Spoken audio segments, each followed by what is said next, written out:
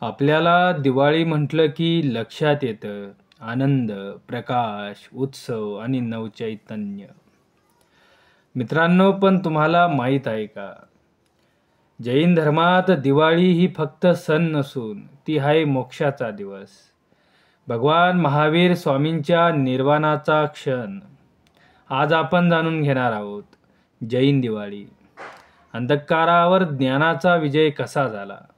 मित्रांनो, जैन धर्मातील 24वे तीर्थंकर वर्धमान महावीर यांच्या परिनिर्वाणाशी आणि मोक्षप्राप्तीशी या सणाचा विशेष संबंध आहे.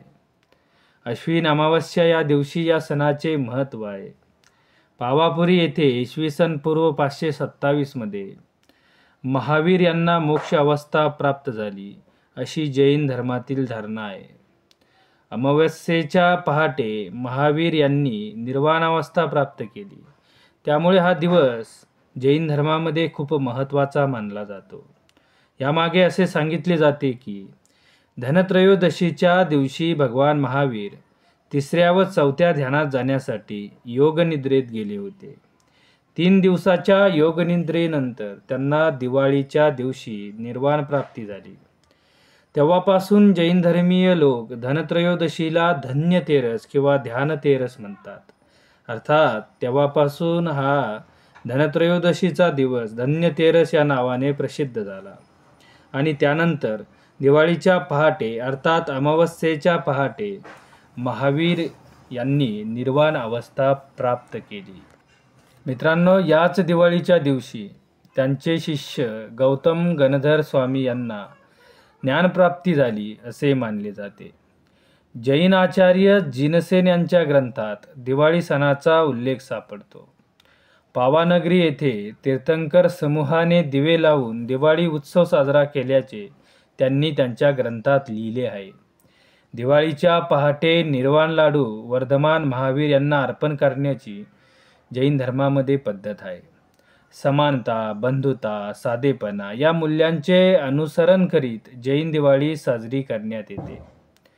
जैन मंदिरे, घरे, कार्यालये यांचे दिव्यांनी सुशोभन केले जाते. जैन धर्मीय आपले नवे वर्ष प्रतिपदा तिथीला सुरू करतात. अर्थात काय, दिवाळी ही जैनांसाठी वर्षाची समाप्ती आहे. वर्धमान महावीर यांच्या अहिंसा तत्वाच्या शिकवणीचे स्मरण या दिवशी केले जाते. श्वेतांबर पंथीय जैन महावीर यांच्या स्मरणार्थ 2 दिवस उपवास व्रत पालन करतात. या दिवशी मंदिराला भेट दिली जाते आणि दिवे प्रज्वलित केले जातात. वाईट शक्ती दूर जाव्यात यासाठी तांदूळ आणि मोहरी परिसरात फेकण्याची प्रथा त्यांच्यामध्ये दिसून येते. मित्रांनो, जैन बांधव दिवाळीला फटाके टाळतात कारण त्यातून सजीवांना हानी होते. पण जैन लोक या दिवशी सर्वत्र दिवे लावून हा दिवस पाळतात. महावीरांचा ज्ञानप्रकाश सर्वत्र पसरावा हा उद्देश त्यामागे त्यांचा असावा. मित्रांनो, चला या दिवाळीत आपणही अहिंसेचा, संयमाचा आणि आत्मज्ञानाचा दीप लावूया. तुम्हाला आणि तुमच्या परिवाराला दिवाळीच्या हार्दिक शुभेच्छा. धन्यवाद. रामकृष्ण हरी.